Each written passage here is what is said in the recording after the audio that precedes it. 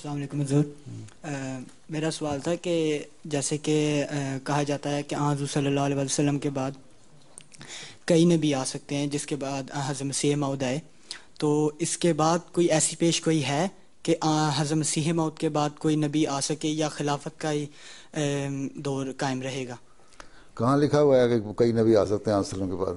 میرا مطلب کہ حدیثیں کہیں یا نہیں. کوئی پیش گوئی ہیں. کہاں ہے؟ حضرت صلی اللہ علیہ وسلم نے تو مسیح موعود کے آنے کی جب پیش گوئی فرمائی یا اعلان فرمایا تو اسی کو 4 دفعہ نبی اللہ، ایک حدیث میں آتا ہے 4 دفعہ نبی اللہ نبی اللہ نبی اللہ کا، یا آپ نے فرمایا میرے اور مسیح کے درمیان کوئی نبی نہیں ہے. بلکہ یہ حدیثیں تو غیر احمدی یہ پیش کرتے ہیں کہ اگر کوئی حدیث ہے کہ میرے بعد اگر کوئی نبی آ سکتا تو اپنے بیٹا ابراہیم نبی ہوتا، عمر نبی ہوتا. اس طرح کے بہت سارے واقعات تو ملتے ہیں. اس لیے مسیح موعود کے اور آنسروں کے درمیان کوئی نبی نہیں ہونا تھا.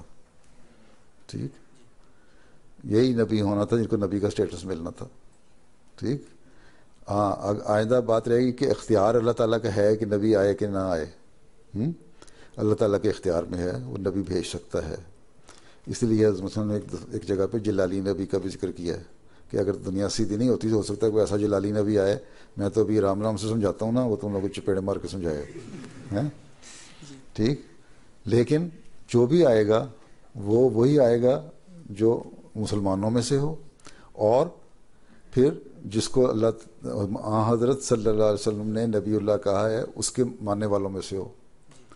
پھر یہ نہیں ہوگا کہ خلافت بھی ہو اور نبوت بھی ہو، وہی مقام خلیفہ کا ہوگا، یا اس کو وہ خلیفہ کہے گا کہ میں اگر ہوگا تو اللہ بہتر جانتا ہے ہوگا کہ نہیں ہوگا.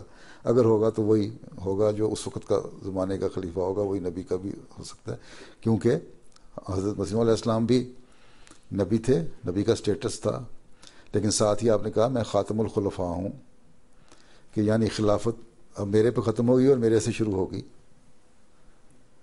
ٹھیک ہے. تو جو بھی آئے گا وہ اس میں سے آئے گا، اور پھر آگے اس نظام میں سے آئے گا اگر آیا.